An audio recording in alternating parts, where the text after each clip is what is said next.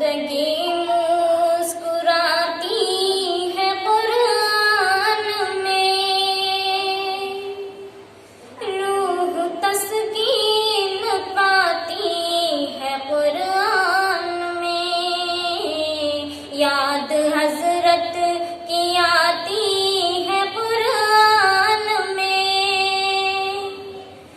نور ایمان لٹاتی ہے قرآن میں۔ اعوذ باللہ من الشیطان الرجیم، بسم اللہ الرحمن الرحیم، رب اشرح لی صدری ویسر لی امری واحلل عقدۃ من لسانی یفقہوا قولی، رب زدنی علما، اللہم فقہنا فی الدین، اللہم انفعنا بما علمتنا وعلمنا ما ینفعنا وزدنا علما، رب یسر ولا تؤثر وتمم بالخیر وبک نستعین، نحمد ونصلی علی رسولہ الکریم، اما بعد، اللہم صلی علی محمد وعلی آل محمد کما صلیت علی ابراہیم وعلی آل ابراہیم انک حمید مجید، اللہم بارک علی محمد وعلی آل محمد کما بارکت علی ابراہیم وعلی آل ابراہیم انک حمید مجید۔ آپ تمام کو السلام علیکم ورحمۃ اللہ وبرکاتہ۔ میں اللہ سبحانہ وتعالیٰ کا شکر ادا کرتی ہوں اور اس کلاس کا آغاز اللہ کی حمد و ثنا سے کرتی ہوں۔ الحمدللہ رب العالمین، سبحان اللہ والحمد للہ ولا الہ الا اللہ واللہ اکبر، اور لاکھوں درود و سلام نبی کریم صلی اللہ علیہ وسلم کے اوپر، جن کی وجہ سے آج یہ دین اسلام ہم تک پہنچا ہے۔ الحمدللہ رب العالمین۔ اللہ کا شکر ہے، اللہ کا احسان ہے کہ ہم جیسی ایک ناچیز مخلوق کو اللہ تعالیٰ نے اس شرف سے نوازا کہ ہم اللہ کے دین کی اور نبی کریم صلی اللہ علیہ وسلم کی باتوں کو آپ تک پہنچائیں۔ الحمدللہ ہم نے 35 کلاسز سیرت النبی، نبی کریم صلی اللہ علیہ وسلم کی حیات مبارکہ کے واقعات اور حالات کو ہم نے تقریباً 9 منتھس تک ریگولر ایوری ویک سیٹرڈے ہم نے آپ کی حیات کے واقعات کو سیکھنے کی کوشش کی۔ الحمدللہ یہ 35 کلاسز تھے اور الحمدللہ لاسٹ ویک یہ مکمل ہو چکا ہے۔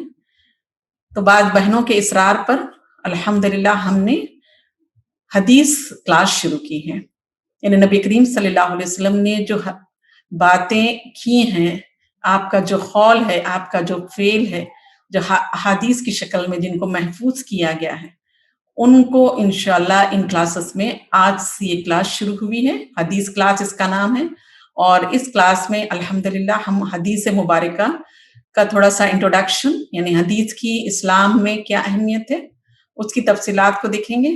پھر حدیث کس طرح سے جمع کی گئی تھی، اور حدیث کی اہمیت اسلام میں کیا ہے، اور حدیث کی تدوین کے لیے جو طریقہ کار اختیار کیا گیا تھا، کہ ہم اکثر اب تفسیر کی کتابوں میں دیکھتے ہیں، احادیث کی کتابوں میں دیکھتے ہیں کہ صحیح بخاری ہے، ابو داؤد ہے، مسلم ہے، یعنی احادیث کے نام دیکھتے ہیں، پھر اس کے ساتھ ساتھ ہم ضعیف حدیث، موضوع حدیث، اس طرح کے بریکٹ میں ہم دیکھتے ہیں حدیث کے ساتھ۔ تو ہمارے ذہن میں یہ خیال پیدا ہوتا ہے کہ یہ کس وجہ سے اس طرح سے لکھا گیا، اور ان کی کیا حیثیت اور کیا مقام ہے اسلام میں، اور کون سی حدیثوں کو ہمیں لینا چاہیے اور کون سی حدیثوں کو ہمیں نہیں لینا چاہیے۔ ایسے کئی سوالات ہمارے ذہنوں میں اٹھتے ہیں۔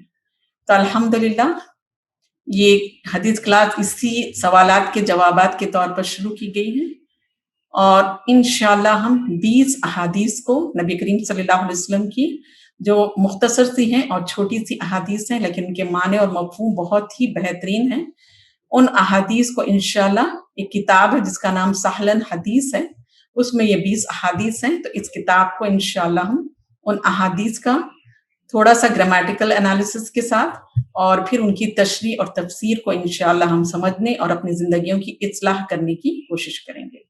تو آئیے، آج ہماری یہ پہلی کلاس ہے، اور یہ حدیث کی جو کلاسز ہیں انشاءاللہ 15 کلاسز ہوں گے۔ یہ 15 ہفتے کا کورس ہے، اور یہ رمضان سے پہلے اس کی 7 یا 8 کلاسز ہوں گی، اور رمضان کے بعد اس کی 7 یا 8 کلاسز ہوں گے انشاءاللہ۔ تو یہ چھوٹا سا بہت ہی مختصر مدتی 3 یا 4 ماہ کا کورس رکھا گیا ہے۔ اس کا مقصد یہ ہے کہ لوگوں کو حدیث کی اہمیت اور افادیت سے واقف کروایا جائے، اور حدیث کا جو علم ہے اس کو لوگوں تک پہنچایا جائے، اور نبی کریم صلی اللہ علیہ وسلم کی جو احادیث مبارکہ ہیں ان کی تشریح آپ لوگوں کے سامنے رکھی جائے۔ تو آپ تمام بہنوں سے گزارش ہے جو بہنیں یہ کلاس ریگولر اٹینڈ کرنے والی ہیں وہ اپنے ساتھ ایک کتاب، ایک نوٹ بک اور ایک پین ساتھ لے کر بیٹھیں، اور جو پوائنٹس ہیں آپ ان کو نوٹ ڈاؤن کریے۔ انشاءاللہ اگلی کلاس سے میں پی پی ٹی بناؤں گی، تو اس میں انشاءاللہ آپ کو احادیث کی جو اقسام ہیں، احادیث کو پہچاننے کا طریقہ کیا ہے، اور احادیث کو ان کے مختلف نام کیوں دیے گئے ہیں، یہ ساری تفصیلات انشاءاللہ پی پی ٹی کے ذریعے میں اگلی کلاس میں آپ کے سامنے رکھوں گی۔ تو آج ہماری یہ حدیث کی پہلی کلاس ہے، اور یہ کلاس 1 گھنٹے کی ہوگی، یعنی انڈیا کے حساب سے 3 سے 4 بجے تک یہ کلاس چلے گی انشاءاللہ۔ اور اس کلاس سے متعلق آپ کو کوئی سوالات ہوں یا کوئی ڈاؤٹس ہوں تو آپ اس کو چیٹ باکس میں لکھ دیجئے، اور پھر اس کے بعد انشاءاللہ میں ان کو آخر میں 10 منٹ دوں گی، اور اس میں ان سوالات کے جوابات ہم دیں گے۔ اگر اس دن ٹائم نہیں رہا تو ہم سوالات کو اسکرین شاٹ لے لیں گے، اور ان کے جوابات انشاءاللہ پھر ہم اگلی کلاس میں آپ کو تفصیل سے دیں گے۔ تو آپ جو بھی بہنیں کلاس کو اٹینڈ کر رہی ہیں، اس کلاس کو ریگولر اٹینڈ کریے۔ بہت ہی مختصر مدتی کورس ہے، لیکن یہ بہت ہی معلوماتی ہوگا اور بہت ہی علم سے یعنی پوری ایک سبجیکٹ ہے، اور قرآن کے ساتھ ساتھ حدیث کو سمجھنا بھی ہمارے لیے ضروری ہے۔ تو الحمدللہ یہ حدیث کا جو علم ہے اس کو علوم الحدیث کہا جاتا ہے، یعنی حدیث کا جو ایک باضابطہ علم ہے اس سبجیکٹ کا نام دیا گیا ہے، اور علوم الحدیث یعنی ایسے علوم جس کے ذریعے سے حدیث کو پہچاننا، حدیث کو سمجھنا اور حدیث کو پرکھنا آسان ہوتا ہے۔ سبحان اللہ۔ تو میں آپ کو علوم الحدیث نہیں پڑھا رہی ہوں، بلکہ میں حدیث کا ایک مختصر طور پر انٹروڈکشن اور اس کا جو بیک گراؤنڈ ہے وہ آپ کے سامنے رکھوں گی، تاکہ آپ لوگوں کو حدیث سمجھنے میں، آگے جو حدیث میں پڑھاؤں گی، جن کی تشریح میں کروں گی، وہ آپ کو سمجھنے میں آسانی رہے۔ تو آئیے آج کی کلاس کا ہم آغاز کرتے ہیں، اور میں آپ تمام بہنوں سے توقع رکھتی ہوں کہ آپ لوگ اپنے پین اور نوٹ بک لے کر بیٹھ گئی ہوں گی۔ تو آئیے ہم اس کلاس کا آغاز کرتے ہیں۔ اس کلاس کا نام حدیث کلاس ہے، اور آج میں حدیث کی اہمیت اور تدوین حدیث اور حدیث کے اقسام کے موضوع پر مختصر طور پر آپ سے بات کروں گی۔ اللہ تعالیٰ خود قرآن میں ہم فرماتا ہے، قُلْ أَرَأَيْتُمْ إِنْ جَعَلَ اللَّهُ عَلَيْكُمُ اللَّيْلَ سَرْمَدًا إِلَى يَوْمِ الْقِيَامَةِ مَنْ إِلَٰهٌ غَيْرُ اللَّهِ يَأْتِيكُمْ بِضِيَاءٍ أَفَلَا تَسْمَعُونَ۔ تم فرماؤ بھلا دیکھو تو اگر اللہ ہمیشہ تم پر قیامت تک رات رکھے تو اللہ کے سوا کون اللہ ہے جو تمہیں روشنی دلائے، کیا تم سنتے نہیں؟ اس آیت میں اللہ سبحانہ وتعالیٰ نے یعنی اللہ کی جو قدرت ہے، اللہ کا جو پاور ہے، اس کے تعلق سے بیان کیا ہے کہ یہ جو اللہ تعالیٰ اگر چاہے دنیا کی زندگی میں رات ہی رات ہو، دن نہ ہو، تو پھر تم اندازہ کر سکتے ہو کہ تمہاری زندگی کیسے ہوگی۔ تو ہمارا جو آج کا موضوع ہے وہ قرآن کے ساتھ ساتھ حدیث کا بھی موضوع ہے، اور قرآن میں اللہ سبحانہ وتعالیٰ نے حدیث کے سلسلے میں جو احکامات دیے ہیں، اور نبی کریم صلی اللہ علیہ وسلم کی اطاعت کے سلسلے میں جو احکامات دیے ہیں، انشاءاللہ ان کو بھی دیکھتے ہوئے ہم اس موضوع کو میں آپ سے آگے بڑھاؤں گی۔ تو سب سے پہلے میں اس ٹاپک کا تعارف یعنی تعارف موضوع میں آج آپ لوگوں کے سامنے رکھوں گی، اس کے بعد اسٹیپ بائی اسٹیپ ہم آگے بڑھیں گے۔ تو ہمارا جو موضوع ہے وہ کیا ہے؟ حدیث رسول اکرم صلی اللہ علیہ وسلم ہے، اور عربی زبان میں حدیث کے جو لغوی معنی ہوتے ہیں، جو اس کا ڈیفینیشن ہوتا ہے، جو اس کے میننگ ہوتے ہیں، وہ ہے قول و گفتگو کے ہیں، یعنی قول حدیث کے معنی جو ہوتے ہیں قول کے اور گفتگو کے یعنی بات چیت کے ہوتے ہیں۔ لیکن حدیث نبی کریم صلی اللہ علیہ وسلم کی یعنی نبی کریم صلی اللہ علیہ وسلم کے سلسلے میں جب حدیث بولا جاتا ہے اور آپ کی طرف اس کا اشارہ ہوتا ہے، تو آپ دیکھیں گے اس کے معنی اس سے بہت ہی وسیع تر ہیں۔ یعنی حدیث رسول اکرم صلی اللہ علیہ وسلم میں آپ صلی اللہ علیہ وسلم کے اقوال کے ساتھ ساتھ آپ صلی اللہ علیہ وسلم کے افعال بھی ہیں، آپ کا عمل بھی ہے، اور آپ کی تقریر بھی ہے، یعنی تقریری افعال بھی اس میں شامل ہیں۔ آپ صلی اللہ علیہ وسلم کی احادیث کو اتنی خوبصورتی اور احتیاط کے ساتھ مرتب کیا گیا کہ اس میں آپ صلی اللہ علیہ وسلم کی زندگی کا ہر پہلو نمایاں نظر آتا ہے۔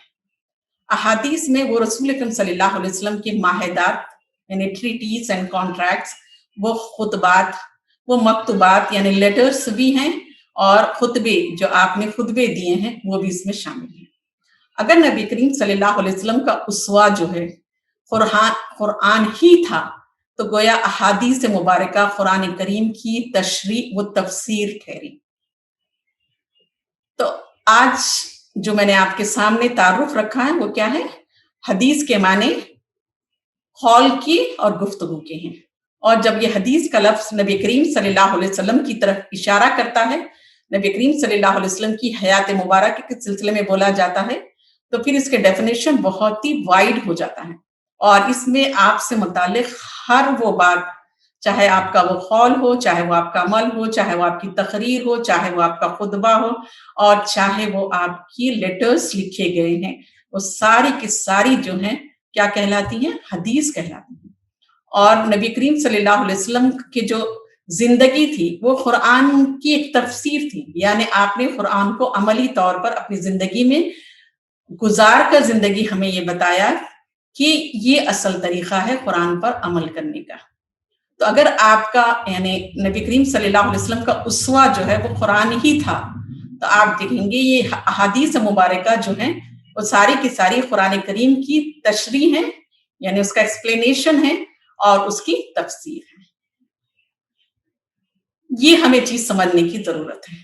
फिर इसके बाद आप देखेंगे कि नबी करीम सल्लल्लाहु अलैहि वसल्लम की जो अहादीस मुबारका हैं उसके सिलसिले में लोगों के दरमियान यानी बाज स्कॉलर्स के दरमियान इख्तिलाफ पाया जाता है। बाज स्कॉलर्स ये कहते हैं कि नबी करीम सल्लल्लाहु अलैहि वसल्लम की जो अहादीस हैं वो 250 साल के बाद इसकी तदवीन अमल में आई। तदवीन के माने इनको कंपाइल किया गया, इनको जमाया गया, इनको किताब की शक्ल दी गई और इसको लोगों तक पहुंचाया गया। लेकिन आप देखेंगे ये जो बात आम तौर पर फैली हुई है ये बात गलत है। इंशाल्लाह आज की क्लास से हम इस बात को समझेंगे कि हदीस की जो तदवीन का जो काम था नबी करीम सल्लल्लाहु अलैहि वसल्लम यानी हदीस को जमा करना, तदवीन के माने जमा करना, कंपाइल करना, इसको किताबों की शक्ल देना और लोगों तक पहुंचाना, ये तदवीन का काम कहलाता है। तो नबी करीम सल्लल्लाहु अलैहि वसल्लम की अहादीस की तदवीन का काम नबी करीम सल्लल्लाहु अलैहि वसल्लम की हयात मुबारका में ही शुरू हो चुका था, और इंशाल्लाह आज उसका हम जायजा लेंगे और ये भी देखेंगे कि हदीस की अक़साम और अहमियत को यानी किस तरह से हमें चेक करना है, और अहादीस की जो मुख्तलिफ किताबें हैं उनकी भी इंशाल्लाह आज हम मालूमात हासिल करेंगे। तो सबसे पहली चीज जो आज हम इंशाल्लाह समझने की कोशिश करेंगे वो क्या है? अहमियत हदीस, यानी हदीस की जो अहमियत है वो इस्लाम में क्या है। तो आप देखेंगे इस्लाम में कुरान और हदीस की बहुत ज्यादा अहमियत है। अल्लाह ताला ने दुनिया में हर चीज को जोड़े की शक्ल में पैदा किया है, पेड़ की शक्ल में। मिसाल के तौर पर इंसान है, बहुत सारी चीजें अल्लाह ताला ने, मेल है तो फीमेल है। तो आप देखेंगे इसी तरीके से कुरान का जब भी नाम लिया जाता है उसके साथ हदीस का भी नाम लिया जाता है। सुभान अल्लाह। और नबी करीम सल्लल्लाहु अलैहि वसल्लम ने खुतबा हज्जतुल विदा में क्लियर कट ये बात बता दी थी कि मैं तुम्हारे दरमियान दो चीजें छोड़ा जा रहा हूं, वो कुरान है और हदीस है। तुम कुरान और हदीस, और कुरान वो सुन्नत, तो मैं तुम्हारे दरमियान कुरान वो सुन्नत को छोड़े जा रहा हूं। जो कोई इनको मजबूती से थामेगा वो गुमराह ना होगा। तो अल्लाह के नबी ने हमें किन दो चीजों को थामने और पकड़े रहने का हुक्म दिया है मजबूती के साथ? वो कुरान है और उसके साथ साथ सुन्नत है। तो हदीस और सुन्नत में क्या फर्क है ये भी समझना जरूरी है। हदीस के माने बयान करने के हैं, और खास तौर पर कौल और फेल और गुफ्तगू में इसका शुमार होता है। तो वो कौल और फेल, वो बयान जो नबी करीम सल्लल्लाहु अलैहि वसल्लम ने दिया है उसको हदीस कहते हैं। और इस हदीस को ही के जरिए ही हम यानी जो भी चीजें देखते हैं अमल के लिए वो सुन्नत कहलाती है। तो सुन्नत का जो माखज है, जो सोर्स है, वो हदीस है। ये चीज हमारे लिए क्लियर होना बहुत ज्यादा जरूरी है। हदीस और सुन्नत यानी दोनों एक ही चीज है, और अगर हमें सुन्नत को देखना है नबी करीम सल्लल्लाहु अलैहि वसल्लम की, तो फिर हमें हदीस जो आपके सिलसिले में आती हैं उनको देखेंगे तो हमें पता चलेगा कि ये नबी करीम सल्लल्लाहु अलैहि वसल्लम ने یہ عمل کی بات کی تھی اور ہمیں یہ چیز پر عمل کرنا ہے. ٹھیک ہے. تو آئیے سب سے پہلے حدیث کی جو اہمیت ہے اس کا ذکر ہمیں خود قرآن میں ملتا ہے. یعنی قرآن کے بغیر حدیث نامکمل ہے اور حدیث کے بغیر قرآن نامکمل ہے. دونوں ایک دوسرے کا یعنی قرآن کا ہی تشریح اور تفسیر جو ہے وہ حدیث ہے. تو ہم بغیر حدیث کے قرآن کو کلیئر کٹ اور بہتر انداز میں نہیں سمجھ سکتے.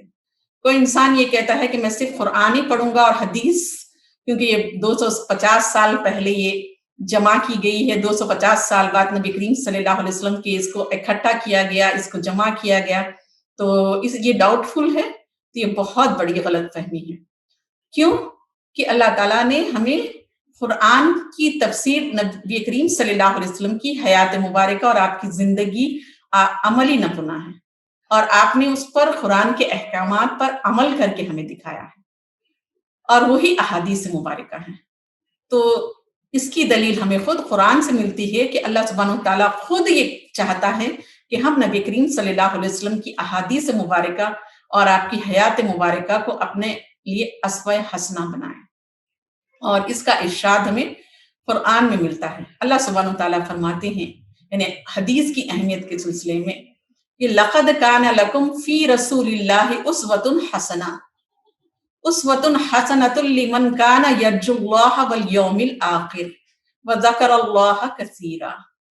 یعنی فی الحقیقت تمہارے لیے نبی کریم صلی اللہ علیہ وسلم کی ذات میں نہایت ہی حسین نمونہ حیات ہے، ہر اس شخص کے لیے جو اللہ سے ملنے کی اور یوم آخرت کی امید رکھتا ہے اور اللہ کا جو ذکر ہے وہ کثرت سے کرتا ہے. تو اللہ سبحانہ وتعالیٰ نے کلیئر کٹ ہمیں قرآن میں حدیث کی اہمیت اور نبی کریم صلی اللہ علیہ وسلم کی جو قول اور فعل ہے اس کی اہمیت ہمیں بتا دیا کہ نبی کی زندگی ہی تمہارے لیے اسوہ حسنہ ہے. یعنی اللہ تعالیٰ نے اسی اسوہ حسنہ کی اطاعت کا قرآن میں بے شمار جگہوں پر حکم دیا. اس حکم کی وجہ یہ ہے کہ نبی کریم صلی اللہ علیہ وسلم در حقیقت چلتا پھرتا قرآن تھے. حضرت سیدہ عائشہ رضی اللہ تعالی فرماتی ہیں کسی نے نبی کریم صلی اللہ علیہ وسلم کی خلق یعنی اخلاق کے متعلق پوچھا تو آپ رضی اللہ تعالی عنہا نے جواب دیا کہ ان کا جو خلق ہے، آپ کے جو اخلاق ہیں، آپ کا جو کیریکٹرسٹک ہے، آپ کے جو مینرز ہیں، وہ کیا ہے؟ سراپا قرآن تھا. اسی لیے احادیث قرآن کے مخالف کوئی نئی چیز نہیں بلکہ عین قرآن کی ہی کامل ترین تفسیر ہے. یہ سمجھنا ضروری ہے. قرآن کریم ایک عام کتاب نہیں ہے بلکہ ایک الہامی کتاب ہے. الہامی کتاب ہے چونکہ کلام الہی کو سمجھنا ایک عام انسان سمجھ سکتا ہے، لیکن اس کی جو گہرائی ہے اور اس کی گہرائی کو سمجھنا ہر انسان کے بس کی بات نہیں ہے. اللہ تعالیٰ نے اس قرآن کو سارے انسانوں کے لیے نازل کیا ہے، لیکن جو اس کی گہرائی کی باتیں ہیں ان کو سمجھنے کے لیے ضروری ہے کہ اللہ تعالیٰ نے ہر کتاب کے ساتھ ایک رسول کو اس کا شارح بنا کر بھیجا. اس لیے کسی بھی الہامی کتاب کو بغیر رسول کے سمجھنا ایک ناممکن چیز ہے. اور قرآن کریم جو ہے وہ دیگر جو الہامی کتابیں ہیں اور جو صحیفے ہیں ان کی کوئی مثال نہیں. یعنی آپ دیکھیں گے سابقہ جو کتابیں تھیں یا صحیفے تھیں وہ مختصر زمانے اور مختصر اقوام کے لیے نازل ہوتی تھی. ان کی تعلیمات جو تھیں وہ ایک خاص مدت تک محدود ہوتی تھی اور نئے رسول کے نزول کے ساتھ ہی نئی تعلیمات کی تنزیل یعنی نزول کا سلسلہ شروع ہو جاتا تھا. وہ تمام تعلیمات یعنی اس زمانے کی حد تک تھی اور بعض وقت ان تعلیمات میں وقت اور حالات کے لحاظ سے ترمیم بھی ہوتی رہی، چینجز بھی ہوتی رہی. لیکن قرآن کریم ایک آخری کتاب ہے، اس لیے اس کی تعلیمات کا مکمل اور دائمی ہونا ایک لازمی شرط ہے. تاہم قرآن کریم میں ہر چیز کا تفصیل سے بیان نہیں ہوا ہے بلکہ کئی چیزوں کو صرف خلاصے کے طور پر بیان کیا گیا. یہ قرآن کریم کا معجزہ ہے کہ اس میں کائنات کے کل دنیا کے جتنے بھی علوم ہیں ان تمام کو سمیٹ دیا گیا. علوم کے معنی نالج. اس لیے اس کامل کتاب کو صحیح اور پوری طرح سے سمجھنے کے لیے ایک کامل تفسیر کی ضرورت ہے۔ نبی کریم صلی اللہ علیہ وسلم کے علاوہ کوئی اور ذات قرآن کریم کی شرح یعنی تفسیر یا تشریح نہیں کر سکتی، یعنی نبی کریم صلی اللہ علیہ وسلم ہی قرآن کی کامل تفسیر ہے۔ اس وجہ سے قرآن کریم کو سمجھنے کے لیے منہج نبوی کی ضرورت کو ہم نظر انداز نہیں کر سکتے۔ اور دوسری چیز کہ اللہ کے نبی نے خود فرمایا ہے کہ میں تمہارے درمیان 2 چیزیں چھوڑے جا رہا ہوں، ایک قرآن اور دوسری سنت۔ تو نبی کریم صلی اللہ علیہ وسلم کا جو میسج ہے، جو پیغام ہے، صرف قرآن کے ذریعے ہی مکمل نہیں ہوتا، بلکہ اس کے لیے، اس حجت کو پورا کرنے کے لیے ضروری ہے کہ ہم نبی کریم صلی اللہ علیہ وسلم کی ذات گرامی اور آپ کا جو قول اور فعل ہے اس حجت کا حصہ بنے۔ اگر آپ صلی اللہ علیہ وسلم کی ذات گرامی کو بیچ میں سے ہم نکال دیتے ہیں تو پھر یہ حجت مکمل نہیں ہو سکتی۔ اور اس بات کی دلیل بھی ہمیں قرآن میں بہت ساری، یعنی قرآن میں بھی اور حدیث میں بھی اس کی دلیل ہمیں ملتی ہے۔ ایک قرآن کی آیت ہے جس میں اللہ سبحانہ و تعالیٰ فرماتے ہیں، اور ہم نے کوئی پیغمبر نہیں بھیجا مگر اس لیے کہ اللہ کے حکم سے اس کی اطاعت کی جائے۔ اور اے حبیب، اگر وہ لوگ جب اپنی جانوں پر ظلم کر بیٹھے تھے آپ کی خدمت میں حاضر ہو جاتے اور اللہ سے معافی مانگتے اور رسول اکرم صلی اللہ علیہ وسلم بھی ان کے لیے مغفرت طلب کرتے، تو اس وسیلے یعنی اللہ تعالیٰ آپ کے ذریعے سے ان کے لیے مغفرت کی جو دعا کی جاتی، اللہ توبہ کو ضرور قبول فرماتے اور تم اللہ کو نہایت مہربان پاتے۔ بس اے حبیب، آپ کے رب کی قسم، یہ لوگ مسلمان نہیں ہو سکتے یہاں تک کہ وہ اپنے درمیان واقع ہونے والے ہر اختلاف میں آپ کو حاکم مان لیں، پھر اس فیصلے سے جو آپ صادر فرمائیں اپنے دلوں میں کوئی تنگی نہ پائیں، اور آپ کے حکم کو بخوشی پوری فرمانبرداری کے ساتھ اس کو قبول کر لیں۔ پھر سورہ نساء کی ایک آیت میں اللہ تعالیٰ ہمیں حکم دیتے ہیں، مَن یُطِعِ الرَّسُولَ فَقَدْ أَطَاعَ اللَّهَ وَمَن تَوَلَّىٰ فَمَا أَرْسَلْنَاكَ عَلَيْهِمْ حَفِيظًا۔ جس نے رسول کا حکم مانا بے شک اس نے اللہ کا حکم مانا۔ جی آیت نمبر یہ 80 ہے، جس سورہ نساء کی آیت نمبر 80 ہے، جس میں اللہ سبحانہ وتعالیٰ فرماتے ہیں کہ جس نے رسول کا حکم مانا بے شک اس نے اللہ کا حکم مانا، اور جس نے منہ پھیرا تو ہم نے تمہیں ان کے بچانے کو نہ بھیجا۔ یعنی اس آیت سے پہلے تو ہمیں یہ حکم ملتا ہے، یعنی اس آیت سے پہلی چیز جو ہمیں یعنی حکم ملتا ہے وہ اطاعت رسول کا ہے۔ یعنی جب تک کسی نبی کریم صلی اللہ علیہ وسلم کے اقوال، یعنی آپ کی اقوال کے معنی بات چیت، آپ نے جو کچھ کہا، افعال کے معنی آپ کا ایکشن، اس سے واقفیت نہ ہو تب تک اس کی اطاعت نہیں کی جا سکتی۔ یہ ایک جنرل پرنسپل ہے۔ اس حکم کے بعد یہ وضاحت فرما دی گئی کہ جو اس اطاعت جو یعنی نبی کریم صلی اللہ علیہ وسلم کی اطاعت جو ہے وہ حدیث کے ذریعے ہی ممکن ہے۔ جو کوئی اس سے منہ پھیر لے گا وہ ایسے حال میں ہوگا جیسے اسے حفیظ کی ضرورت ہے، اور نبی کریم صلی اللہ علیہ وسلم ان لوگوں کے انکار اطاعت کے بعد ان کی حفاظت کے ذمہ دار نہیں ٹھہرائے گئے۔ پھر اللہ تعالیٰ سورہ حشر کی آیت نمبر 7 میں فرماتے ہیں، وَمَا آتَكُمُ الرَّسُولُ فَخُذُوهُ وَمَا نَهَاكُمْ عَنْهُ فَانْتَهُوا وَاتَّقُوا اللَّهَ إِنَّ اللَّهَ شَدِيدُ الْعِقَابِ۔ اس کا ٹرانسلیشن ہے، اور جو کچھ تمہیں رسول دے دے وہ لے لو، اور جس چیز سے منع فرمائے باز رہو، اور اللہ سے ڈرو، بے شک اللہ کا عذاب سخت ہے۔ اور ایک حدیث شریف میں ہے، یعنی آپ نے فرمایا، یعنی میں تم میں 2 چیزیں چھوڑ کر جا رہا ہوں، ترکت فیکم امرین لن تضلوا ما تمسستم بها کتاب اللہ و سنت نبیہ۔ یعنی میں تم میں 2 چیزیں چھوڑ کر جا رہا ہوں، جب تک تم انہیں پکڑے رہو گے گمراہ نہیں ہوگے، ایک اللہ کی کتاب اور دوسری نبی کریم صلی اللہ علیہ وسلم کی سنت۔ ایک اور حدیث میں ارشاد فرمایا، یعنی تم پر میرے اور خلفائے راشدین کی سنت واجب ہے، اسے مضبوطی سے تھامے رکھو اور داڑوں سے مضبوطی سے پکڑو۔ یہ حدیث ہمیں صحیح بخاری میں اور جامع ترمذی میں ملتی ہے۔ پھر اور ایک حدیث ہے بلغوا انی ولو آیا، یعنی میری بات دوسروں تک پہنچا دو اگر وہ ایک آیت ہی کیوں نہ ہو۔ سبحان اللہ۔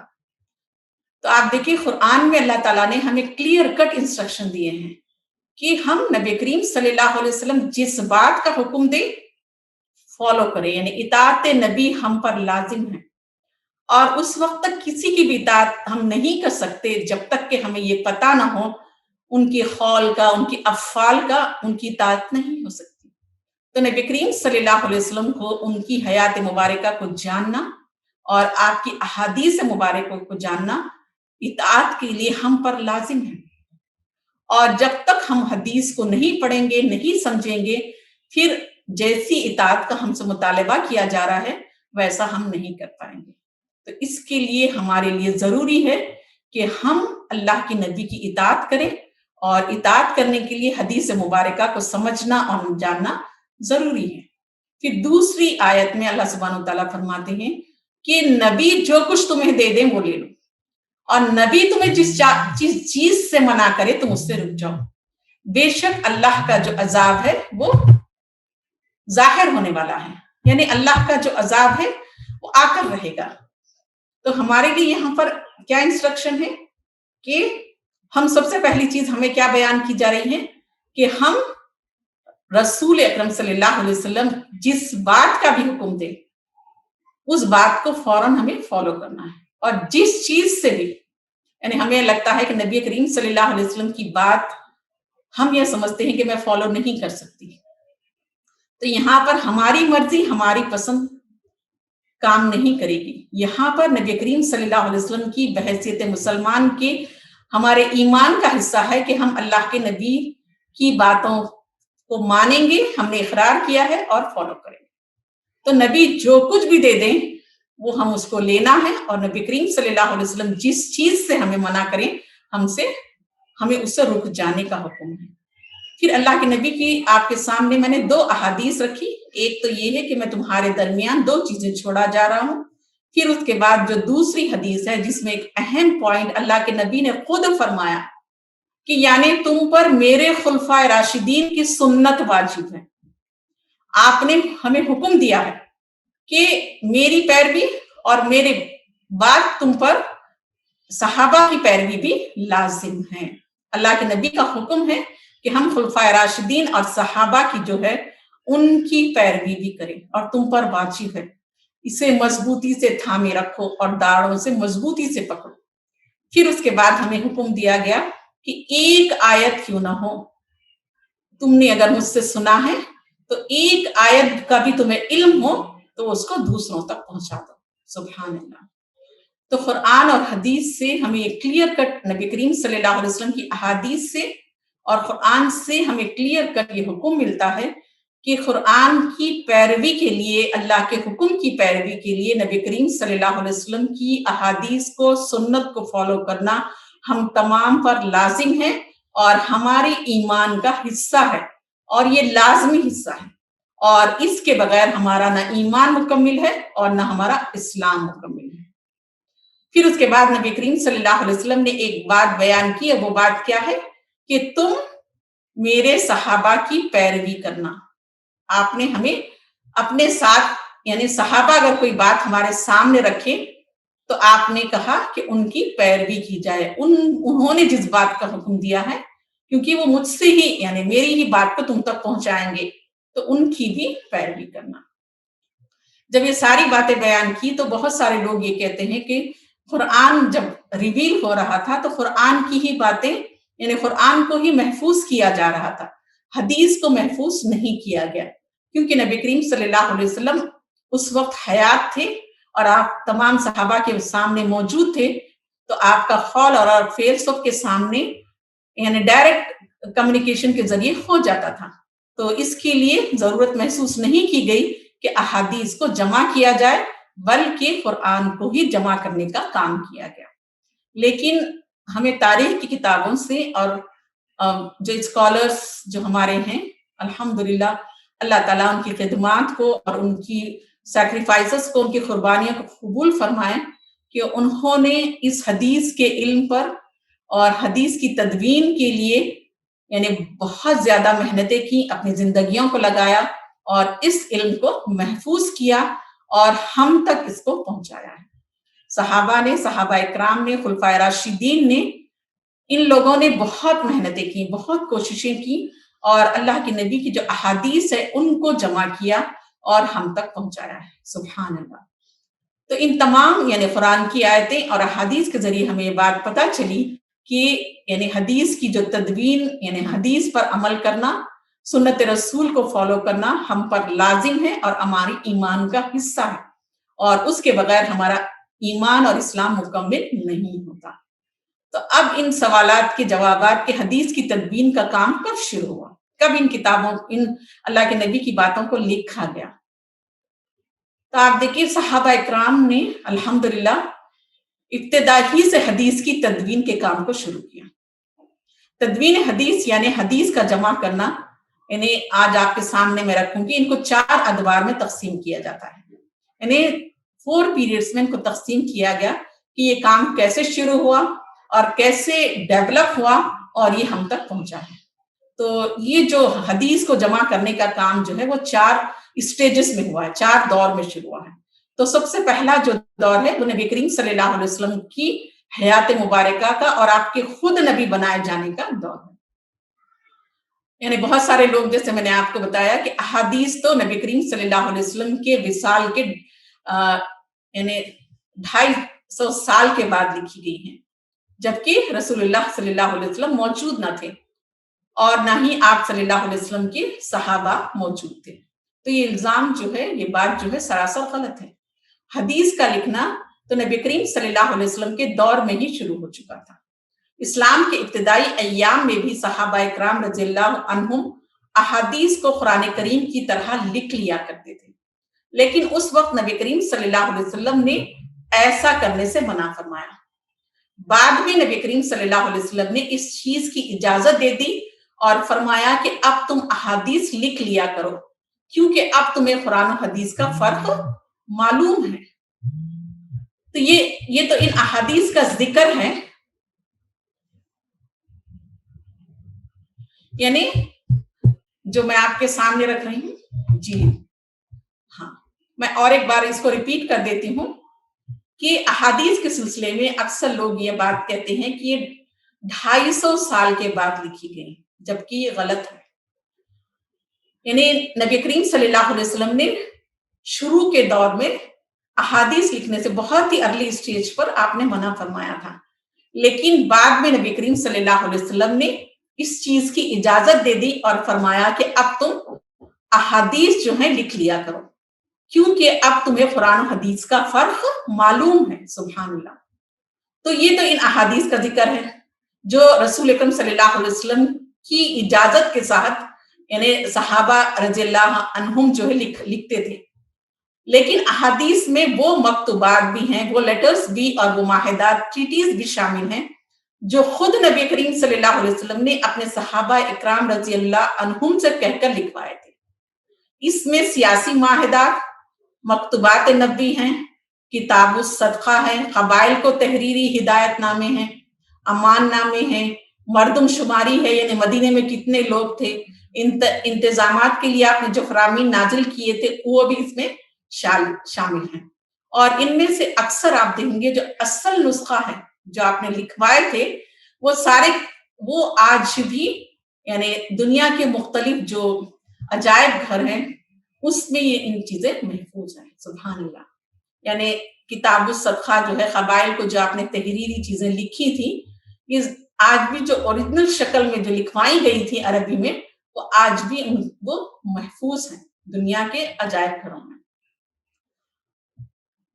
تو آپ دیکھیں گے نبی کریم صلی اللہ علیہ وسلم کی احادیث صرف قرآن و حدیث سے یا احکامات سے متعلق نہیں تھی، بلکہ آپ نے بہت سارے، جیسا کہ ابھی آپ کو میں نے بتایا کہ سیاسی معاہدات کیے تھے آپ نے، اور صدقے کے تعلق سے انتظامی امور کے سلسلے میں آپ نے لیٹرز لکھے تھے، اور نبی کریم صلی اللہ علیہ وسلم نے خاص طور پر اپنی زندگی میں بہت سی قوموں کے ساتھ سیاسی معاہدے بھی کیے تھے، پولیٹیکل الائنس آپ نے کیا تھا، جن میں دنیا کا جو سب سے پہلا بین الاقوامی یعنی انٹرنیشنل تحریری معاہدہ यानी जिसको मीसाक मदीना कहा जाता है, वो भी शामिल है। ये माहिदा मुसलमानों और यहूदियों के दरमियान हुआ था और 6 हिजरी में कुफार मक्का के साथ भी हुदैबिया के मुकाम पर एक तहरीरी माहिदा हुआ था। इस माहिदे को सुलह हुदैबिया कहा जाता है, वो भी रिटर्न डॉक्यूमेंट था। फिर आप देखें इंतजामी फरामीन जो हैं, यानी मैनेजमेंट के सिलसिले में आप सल्लल्लाहु अलैहि वसल्लम ने जो इंस्ट्रक्शंस दिए थे, जो कमांड्स दिए थे, जो बातें आपने बयान की गई थी, वो भी इसमें शामिल हैं। यानी नबी करीम सल्लल्लाहु अलैहि वसल्लम ने कई मुकामात पर मुख्तलिफ इलाकों के गवर्नरों के नाम भी हिदायत और तहरीर लिखवा कर भेजी थी, और ये भी अहादीस में शामिल है। फिर दावती मकतूबात भी हैं, यानी नबी करीम सल्लल्लाहु अलैहि वसल्लम ने 7 हिजरी में मुख्तलिफ ममालिक के बादशाहों के नाम खुतूत भेजे थे। इनमें से अक्सर आज भी महफूज है। किताब सदका खास तौर पर, यानी नबी करीम सल्लल्लाहु अलैहि वसल्लम ने सदकात के मुतालिक मुख्तलिफ गवर्नरों के नाम खुतूत भिजवाए। इनमें है ज़कात है, उशर है और दियत यानी खसास वगैरह के मुतालिक अहकामात थे। इनकी एक नकल हमेशा मरकज में यानी सेंटर में इसको रख ली जाती थी। जो भेजे जा रहे हैं उसकी एक कॉपी अपने पास रख ली जाती थी। फिर आपने कबाइल को भी हिदायत दी हैं। नबी करीम सल्लल्लाहु अलैहि वसल्लम ने मुख्तलिफ मुकामात पर मुख्तलिफ कबाइल को हिदायत तहरीर करवाई थी। ये हिदायत भी जो है अहादीस में शामिल है। अमान नामे हैं, यानी नबी करीम सल्लल्लाहु अलैहि वसल्लम ने चंद लोगों को अमान नामे भी तहरीर करवाए थे, जिनकी वजह से वो मुसलमानों से महफूज रहे। इनमें सुराका बिन मालिक का भी अमान नामा शामिल है।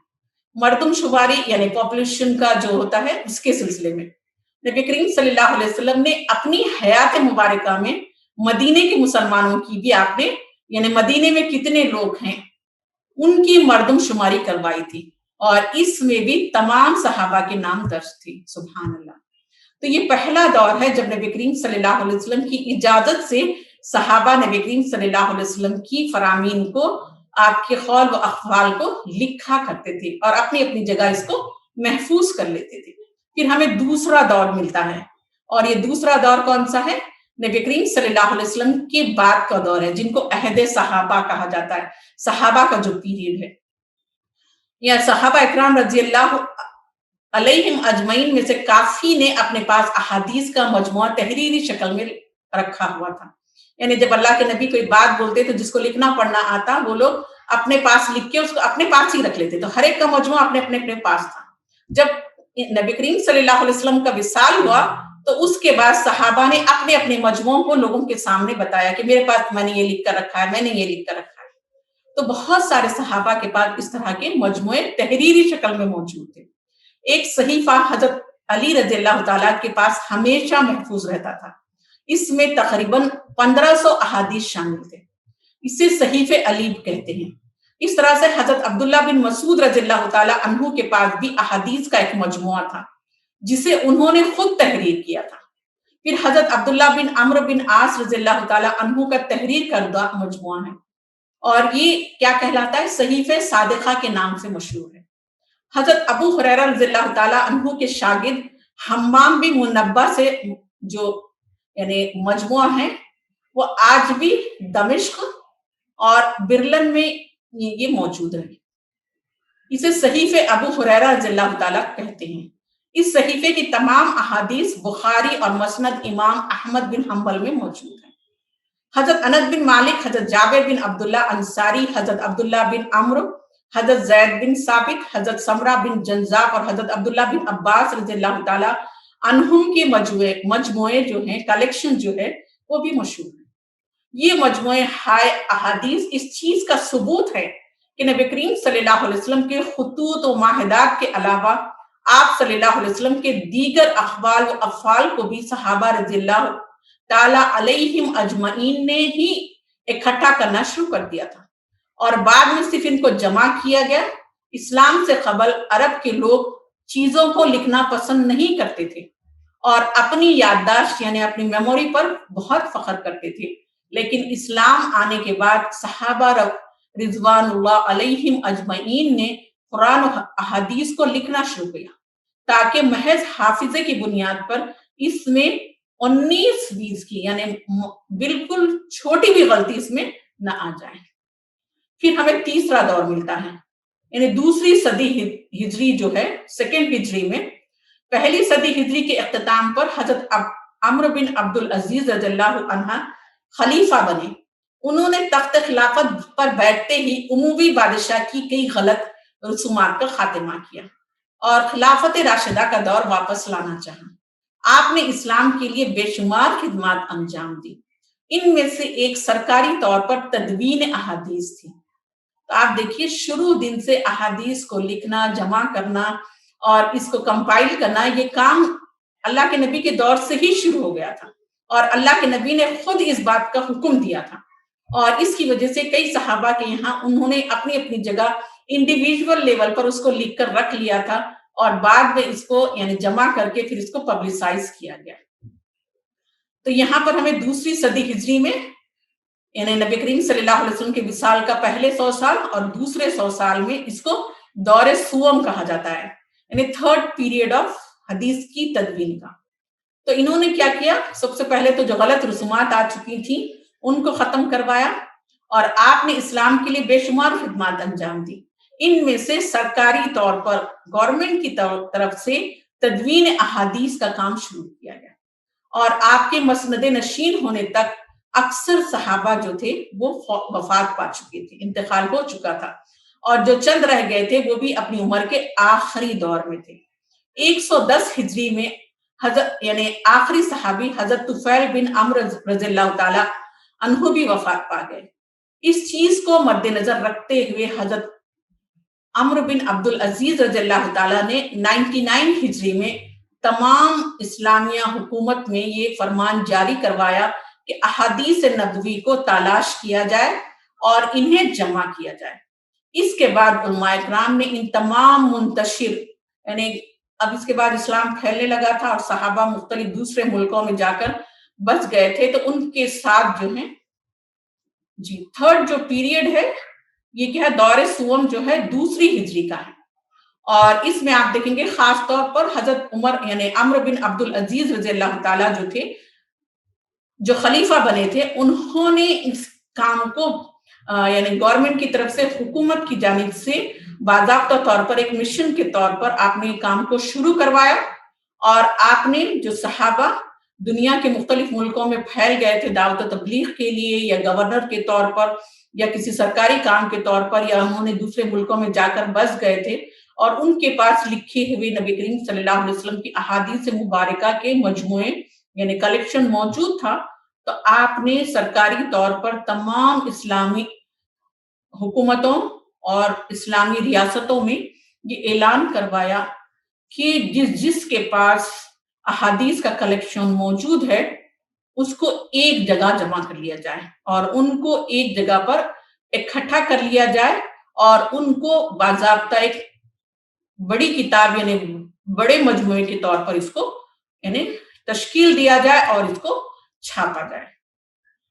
امام زہری رحمت اللہ نے مدینہ منورہ کے ہر گھر سے، یعنی اب آپ دیکھیے امام زہری رحم اللہ نے مدینہ منورہ کے ہر گھر سے، یعنی مدینے میں جتنے لوگ تھے ان کے ہر گھر پہ جا کر آپ نے احادیث جمع کر کے لکھنا شروع کر دیا۔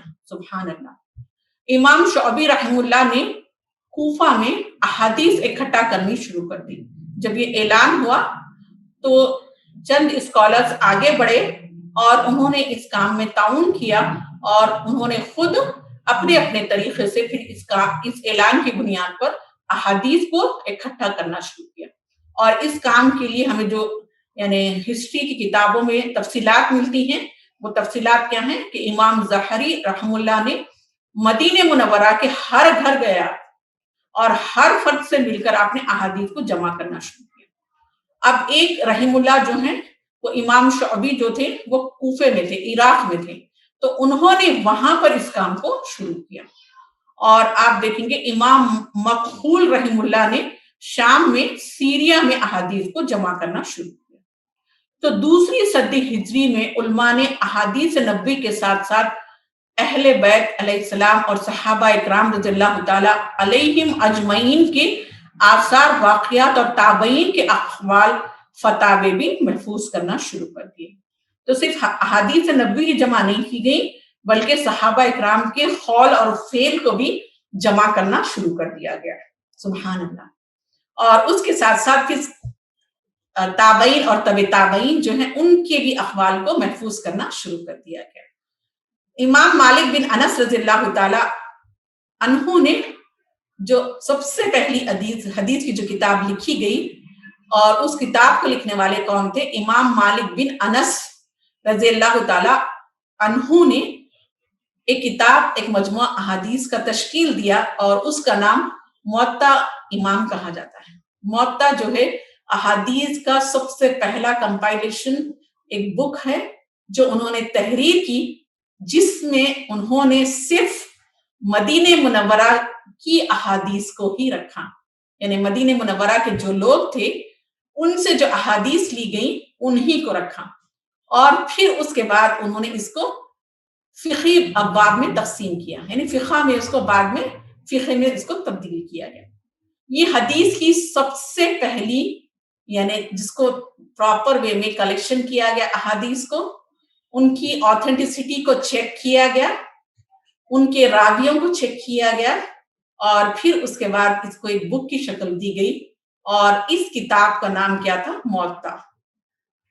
اور اس کو کمپائل کرنے والے جو ہیں امام مالک بن انس رضی اللہ تعالی عنہ، اور انہوں نے صرف مدینے میں جو لوگ تھے ان سے ہی احادیث کو کلیکٹ کر کے ان کو آتھینٹسٹی کو چیک کیا، راویوں کو چیک کیا، ان کی یادداشت کو، ان کی میموری کو، انہوں نے نبی کریم صلی اللہ علیہ وسلم سے کہاں ملے، کب ملے، کیسے ملے، یہ ساری چیزیں چیک کر کے اس کتاب کو انہوں نے اس حدیث کو جمع کیا. تو اسلام کی سب سے پہلی حدیث کو جو کتاب ہے اس کا نام موطا ہے.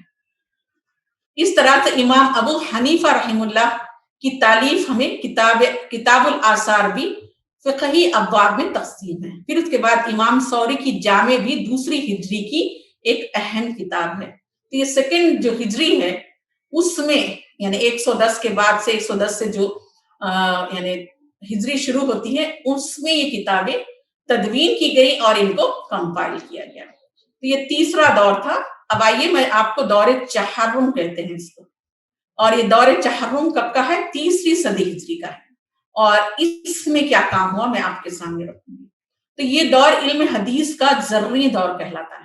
یعنی تیسری صدی ہجری کا مطلب یہ ہے کہ نبی کریم صلی اللہ علیہ وسلم کے وصال کے بعد جو یعنی ایک پہلے 100 سال، 200 سال اور 300 سال جو شروع ہوئے تھے، تھرڈ یعنی ہجری جو شروع ہوئی تھی تیسری صدی، اس میں حدیث کے سلسلے میں جو کام ہوا ہے وہ بہت ہی غیر معمولی ہے، اور بہت ہی بہترین طریقے سے یہ کام ہوا ہے. اور اس کے لیے حدیث کے لیے علوم الحدیث بنائے گئے، اور حدیث کو چیک کرنے کے لیے اصول الحدیث ترتیب دیے گئے، رولز اینڈ ریگولیشنز بنائے گئے، احادیث کے نام رکھے گئے، ضعیف، موضوع، مرفوع، حدیث قدسی، یہ ساری چیزوں کا ڈویژن عمل میں آیا. اور اس کے لیے پھر جو رولز اینڈ ریگولیشنز رکھے گئے، اس کو اسماء الرجال، یعنی راوی کے مطلب جنہوں نے یہ حدیث کو روایت کیا، بیان کیا ہے، تو وہ ان راویوں کے بھی ان کی پوری زندگی کو چیک کیا گیا. وہ کہاں پیدا ہوئے، کن سے سیکھا، کن سے سنا، اور کیسے انہوں نے اس کو لیا، اور ان کی اب یادداشت کیسی ہے، جس وقت وہ بیان کر رہے تھے ان کی میموری کیسا تھا، ان کا حافظہ کیسا تھا، اور ان کی اپنی زندگی میں وہ سچ کتنا بولتے ہیں، جھوٹ کتنا بولتے ہیں، یعنی ان کا تقوی کا لیول کیا تھا. یہ ساری چیزیں چیک کی جاتی تھی، اور اس کے بعد ان احادیث کو لیا جاتا اور ڈیفرنٹ کیٹیگریز میں ان کو رکھا جاتا. تو اتنی بڑی کوششیں، اتنی محنت اور مشقت کا کام الحمدللہ ائمہ اکرام نے انجام دیا، اور آج ہمارے پاس یہ علم موجود ہے. انہوں نے اتنی محنتیں کی، اور اس کام کو صحیح طریقے سے انجام دینے کے لیے انہوں نے بہت طویل سفر کیا. ایک ایک حدیث کو لینے کے لیے یعنی امام اسکالر جو ہیں، بڑے بڑے اسکالر جو ہیں، مہینوں کا سفر کرتے اور ان کے پاس جاتے، ان سے حدیث سنتے اور ان سے پوچھتے کہ تم نے کب سنی تھی، کیسے سنی تھی، کیا تھا. پھر انہوں جو روایت کر رہے ان کے باپ کا، ان کے دادا کا، ان کا جو نسب نامہ ہے اس کو بھی چیک کیا جاتا تھا. ساری چیزوں کی چیکنگ کے بعد اس حدیث کو یعنی مجموعے میں شامل کیا جاتا تھا.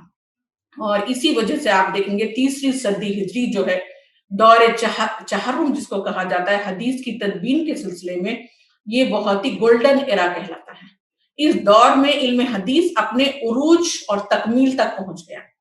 اس دور تک اتنی احادیث جمع ہو چکی تھی کہ اب ان میں صحیح اور غلط کا فیصلہ کرنے کے لیے علم کے شجر میں نئی شاخوں کی، نئی برانچز کی ضرورت تھی۔ اس دور میں حدیث کے موضوع پر مختلف علوم الاحادیث کی جانچ پرکھ کے لیے تخلیق کیے گئے۔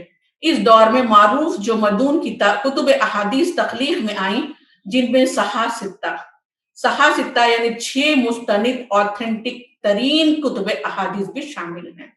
تو جو 6 احادیث کی آتھینٹک کتابیں ہم جانتے ہیں، وہ جو ہے صحاح ستہ کی جو کتابیں ہیں، یعنی 6 کتابیں جو ہیں، ان میں بخاری، مسلم، ابو داؤد، ترمذی، تو یہ 6 جو کتابیں ہیں، یہ 6 کتابوں کی انشاءاللہ میں ڈیٹیل آپ کو نیکسٹ کلاس میں بتاؤں گی۔ جسٹ ان کو یہ یاد رکھیں، صحاح ستہ کی جو آتھینٹک کتابیں مانی جاتی ہیں، اسی دور چہرم میں ان کی 3 صدی ہجری میں تدوین یعنی کمپائلیشن عمل میں آئی تھی۔ تو ان کو جب کمپائل کیا گیا تو ان احادیث کو پہچاننے کے لیے جو علوم یا نالج استعمال ہوئے، ان میں سے 2 میں آپ کے سامنے رکھوں گی۔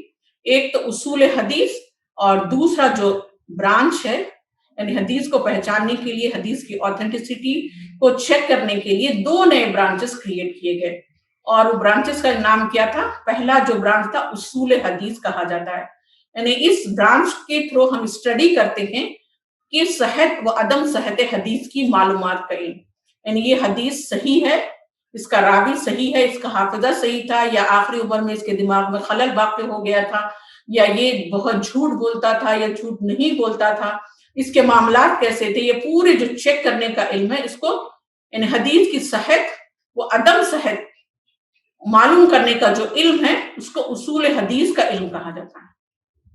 اور دوسرا اسماء الرجال کا علم، یعنی راویان حدیث کی معلومات کا علم، جو روایت کر رہے ہیں۔ مثال کے طور پر ہمیں سب سے زیادہ احادیث کی روایت حضرت ابو ہریرہ رضی اللہ تعالی عنہ سے ملتی، تو حضرت ابو ہریرہ سے جن لوگوں نے سنا، ان سے جن لوگوں نے سنا اور ہم تک پہنچایا، ان کی پورا جو راوی ہے، جو چین ہے، وہ چین کو، ان کے نام کو، ان کے نسب نامے کو، ان کے حافظے کو، ان کی یادداشت کو، ان کے تقوی کے سلسلے میں معلومات حاصل کی جاتی تھی۔ تو یہ جو کہلاتا ہے علم راویان حدیث کی معلومات کا علم۔ ان میں راویان حدیث کی سوانح حیات، ان کی بایوگرافیز، ان کا سیرت و کردار کو بھی زیر بحث لایا جاتا ہے۔ سبحان اللہ، کتنی بہترین بات ہے۔ تو حدیث کا علم ایک بہت ہی بہترین علم ہے، اور یہ علم سیکھنا یعنی فرض کفایہ ہے۔ اور احادیث اکثر، یعنی احادیث کے نام پر بہت ساری چیزیں ہماری سماج اور سوسائٹی میں پھیلائی جاتی ہیں، اور اس کے ذریعے سے خاص طور پر بعد کے دور میں حدیث کے نام پر یعنی بہت سارے منکرین حدیث نے اور بہت سارے دوسرے اہل علم، دوسرے مذاہب کے اہل علم نے بہت ساری چیزیں اس علم کے اندر داخل کر دی گئی۔ بہت ساری ضعیف روایات کو، ضعیف باتوں کو، جو جن کی آتھینٹسٹی کہیں سے ثابت نہیں ہوتی ہے، حدیث کے نام پر حدیث کہہ کر اس کو حدیث کے علم میں شامل کر دیا گیا۔ اس کی وجہ سے عامت المسلمین کو بہت زیادہ مشکلات اور پریشانیوں کا شکار ہونا پڑا۔ لوگ ہدایت، حدیث کے ذریعے، قرآن کے ذریعے ہدایت کے بجائے وہ گمراہی کے راستے پر چلے جا رہے تھے، گمراہ ہو رہے تھے، اور گمراہ کرنے کے لیے مسلمانوں کو یہ ایک ایسی کوششیں کی جاتی تھی کہ حدیث میں جو حدیث نہیں ہے اس کو شامل کر لیا جاتا تھا۔ تو ایسے وقت میں ضرورت محسوس کی گئی کہ قرآن کی حفاظت کا ذمہ تو اللہ سبحانہ تعالیٰ نے لیا ہے، لیکن حدیث کی حفاظت کا ذمہ جو ہے ائمۃ المسلمین کے اوپر ہے۔ اور اللہ تعالیٰ ایسے ذریعوں سے، ایسی کوششوں کے ذریعے سے جب بھی اسلام اور مسلمانوں اور احادیث کے اوپر اس میں غلط چیزیں شامل کر دی جاتی ہیں، تو اللہ تعالیٰ کا نظام ہے کہ اللہ ایسے مجتہدین اور اسکالرز اور ائمہ اکرام کو پیدا کرتا ہے جو صحیح اور غلط کو کھول کر عوام کے سامنے رکھ دیتے ہیں۔ تو یہ اصول علم یعنی حدیث کی تدوین کے لیے اصول حدیث اور اسماء الرجال ایسے کئی برانچز کو کریٹ کیا گیا، اور حدیث کی آتھینٹسٹی کو چیک کرنے کے لیے یہ علم کو سکھایا جاتا ہے۔ تو یہ فرض کفایہ ہے اور حدیث کا علم ایک بہت ہی یعنی گہرائی والا علم ہے، اور اس کے لیے بہت ہی محنت اور مشقت کی ضرورت ہے، اور الحمدللہ ہمارے اسکالرس نے اس کام کو انجام دیا ہے۔ اور پھر اس کے بعد تیسری صدی ہجری میں یعنی ان احادیث کو چیک کرنے کے لیے جب یعنی برانچز کو کریٹ کیا گیا، تو پھر اس کے بعد آپ دیکھیں گے ان برانچز کے ذریعے حدیث کو مختلف اعتبار سے مختلف زاویوں میں بھی تقسیم کیا گیا۔ اس دور میں جب احادیث بڑھنے لگی اور احادیث کے علوم ایجاد ہونے لگے، تو علماء نے ان علوم کی مدد سے احادیث کو مختلف قسموں میں تقسیم کر دیا۔ علماء نے کسی حدیث کو ضائع نہیں کیا، خواہ اس کے اسناد، اس کی آتھینٹسٹی کتنی ہی کمزور کیوں نہ تھی، بلکہ انہوں نے کمزور اسناد کے لیے علیحدہ درجہ رکھ لیا کہ نبی کریم صلی اللہ علیہ وسلم کے کسی ایک فرمان سے محروم نہ رہ جائیں۔ سبحان اللہ۔ تو حدیث کی 3 قسمیں ہیں۔ اب میں اس کے بعد آپ کے سامنے حدیث کی قسمیں رکھوں گی۔ حدیث کی جو 3 اقسام ہیں، ان میں سب سے پہلی حدیث کی جو قسم ہے اس کو قولی حدیث کہا جاتا ہے۔ قولی یعنی آپ نے جو بولا، نبی کریم صلی اللہ علیہ وسلم کے اقوال جو آپ صلی اللہ علیہ وسلم نے اپنی زندگی میں مختلف مقامات پر ارشاد فرمائے، وہ قولی حدیث کہلاتی ہے۔ فعلی حدیث، فعلی حدیث یعنی آپ نے کچھ کہا نہیں، لیکن آپ کے عمل سے ہمیں پتا چلا کہ ہمیں بھی اس طریقے سے فالو کرنا ہے، یہ فعلی حدیث کہلاتی ہے۔ نبی کریم صلی اللہ علیہ وسلم کے افعال جو نبی کریم صلی اللہ علیہ وسلم اپنی زندگی میں کرتے تھے، اگرچہ آپ نے اس کے متعلق کچھ بھی ارشاد نہیں فرمایا، یہ فعلی حدیث کہلاتی ہے، جن کو دیکھ کر ہی صحابہ نے نتیجہ اخذ کیا اور اس پر عمل پیرا ہوئے۔ تقریری حدیث ہے، یعنی تقریری حدیث یعنی آپ نے خطبات میں جو باتیں بیان کی، خطبے میں، تقریر میں، نصیحت کی آواز کے طور پر، وہ تقریری احادیث کہلاتی ہیں۔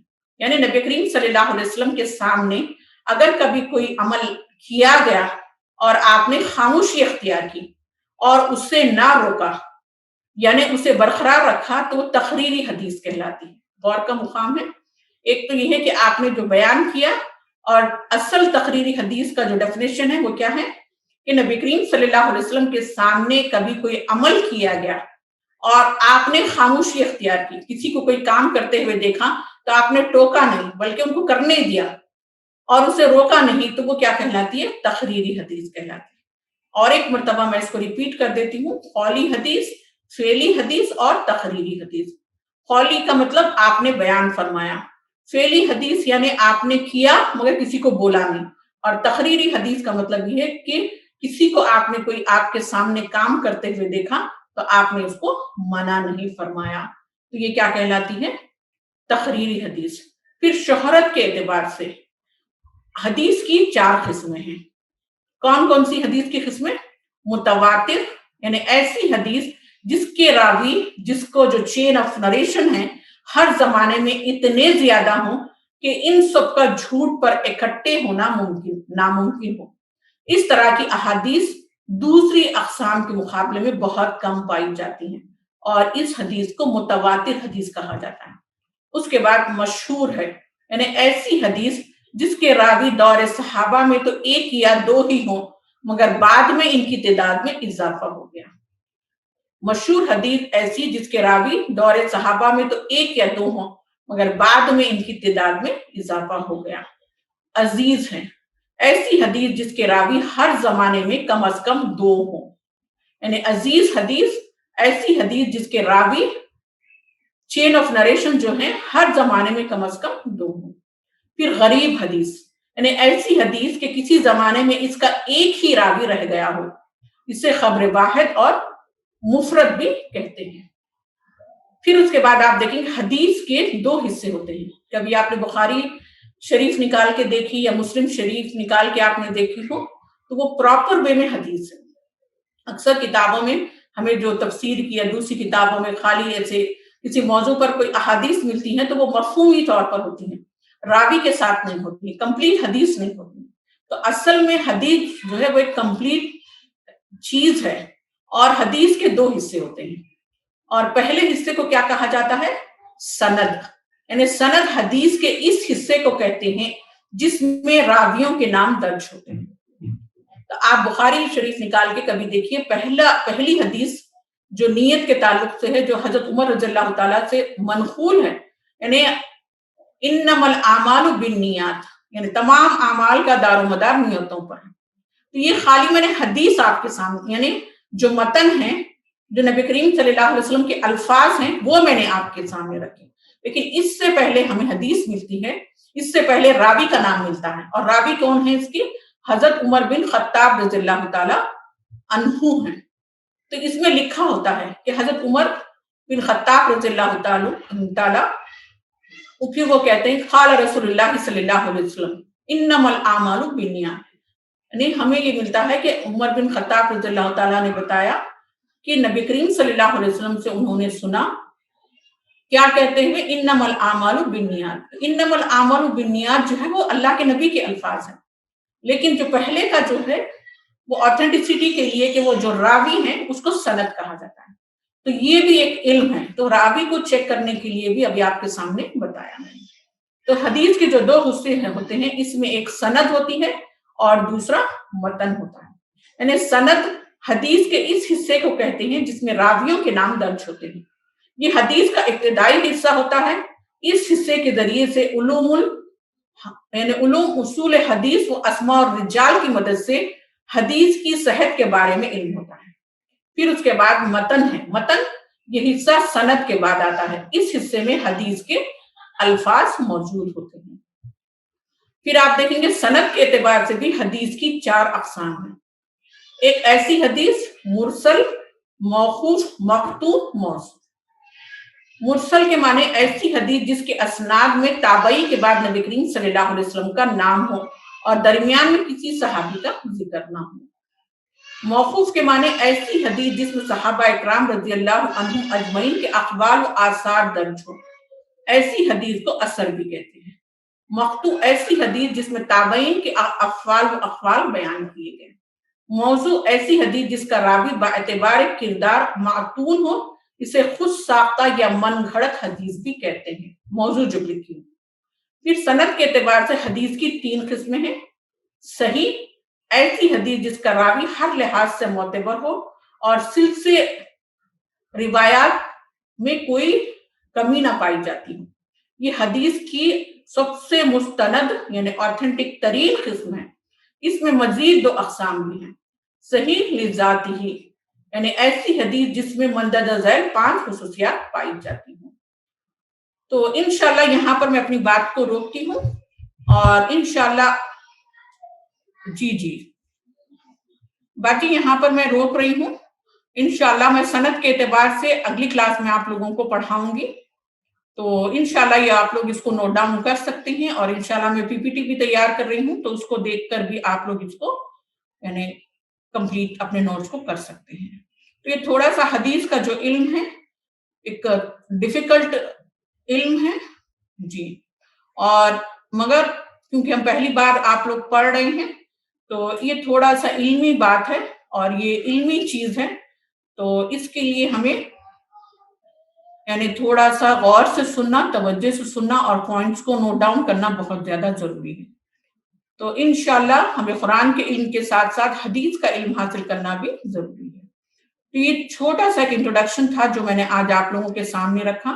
انشاءاللہ اگلی کلاس میں اس سے متعلق اور چند چیزیں ہیں، احادیث کے نام وغیرہ، اور صحیح حدیث کس کو بولتے ہیں، ضعیف حدیث کس کو بولتے ہیں، وہ ان کا طریقہ چیک کرنے کا کیسا ہے، ایک مختصر طور پر اس کا ایک آئیڈیا آپ لوگوں کے سامنے میں رکھوں گی۔ تو اس سے آپ کے علم میں انشاءاللہ بہت زیادہ اضافہ ہوگا۔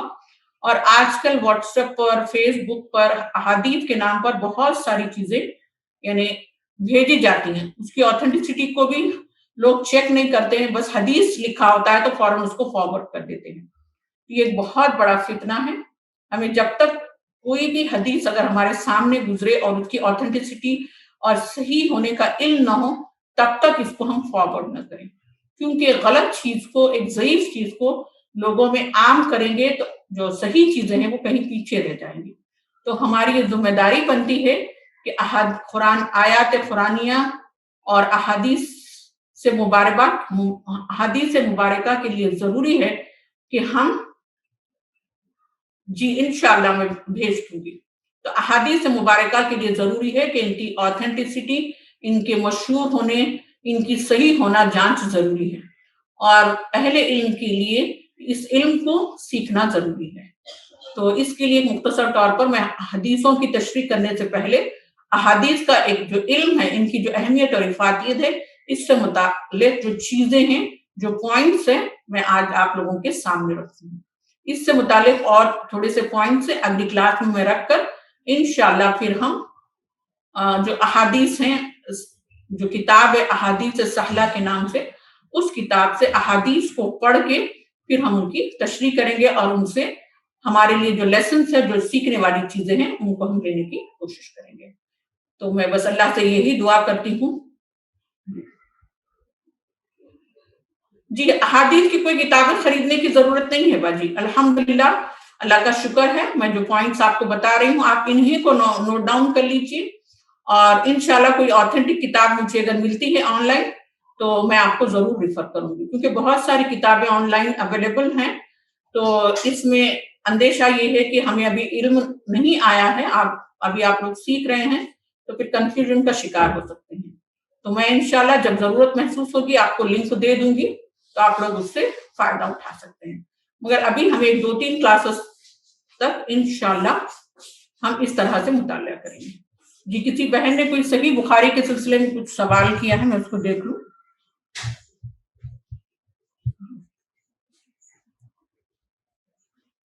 جی، صحیح بخاری آپ کو آن لائن حدیث مل جاتی ہے باجی، اس کے والیومز ہیں اویلیبل ماشاءاللہ سے ہر لینگویج میں، تو آپ اس سے فائدہ اٹھا سکتے ہیں۔ اور بھی آپ لوگوں کو کوئی سوالات ہے تو آپ گروپ میں ڈال دیجئے، انشاءاللہ میں اگلی کلاس میں ان سوالات کے جواب آپ کو دے دوں۔ جی، انشاءاللہ نوٹس بھی آپ کو میں دوں گی۔ آج پہلی کلاس تھی تو میں نے نوٹس نہیں، پی پی ٹی نہیں ڈالا، پی پی ٹی ہی آپ کے نوٹس ہوں گے انشاءاللہ، تو آپ کو فائدہ ہوگا۔ اور آپ لوگ خود اپنے نوٹس بنائیے تو آپ لوگ کو زیادہ فائدہ ہوگا، ٹھیک ہے؟ مگر آپ کے لیے ضروری ہے کہ آپ لوگ اپنی اٹینڈنس دیں، تاکہ ہمیں پتا چلے کہ جو لوگ ریگولر ہیں، جو پابندی سے آ رہے ہیں، پھر ان کا ہم انشاءاللہ کوئز کی طرح ہم ان کا امتحان بھی لیں گے، تو آپ کے علم میں اضافہ ہوگا۔ خالی سننے سے علم میں اضافہ نہیں ہوتا، اس کو پراپر وے میں کنٹینیوس بغیر کسی کلاس کو مس کیے کہ آپ اٹینڈ کریں گے تو آپ کو بہت فائدہ ہوگا، اور نوٹس وغیرہ لکھیں گے اور آپ اس کو سمجھنے کی کوشش کریں گے تو آپ کو انشاءاللہ یہ علم سے بھی آپ انشاءاللہ ہم سب بہرمند ہو سکتے ہیں۔ جزاک اللہ خیرن کثیرن کثیرا۔ آپ تمام بہنیں اپنی اٹینڈنس دے دیجئے، انشاءاللہ اگلی کلاس سے بھی آپ لوگ آتے ہی اپنی اٹینڈنس چیٹ باکس میں ڈال دیجئے۔ تو انشاءاللہ ہم اس کلاس کو ایک آرگنائز وے میں چلانے کی کوشش کر رہے ہیں۔ اگر یہ آپ لوگوں کو بہت اچھے سے حدیث کے علم میں آپ لوگ انٹرسٹڈ رہیں گے تو انشاءاللہ اس کے بعد ہمارا ارادہ ہے کہ امام نبوی کی احادیث پہ ہم کلاسز کو شروع کریں گے۔ تو اللہ سے بس یہی دعا ہے کہ اللہ تعالیٰ ہماری اور آپ کی اس کوشش کو قبول فرمائے، اور اس کا بہترین بدلہ ہم سب کو دنیا اور آخرت میں عطا فرمائے، اور اس علم کو سمجھنے کی اللہ تعالیٰ ہمیں انہیں توفیق دے، اور اس پر عمل کرنے کی توفیق ہم سب کو عطا فرمائے۔ جزاک اللہ خیرا کثیرا کثیرا۔ السلام علیکم ورحمۃ اللہ وبرکاتہ۔ کتنی پیاری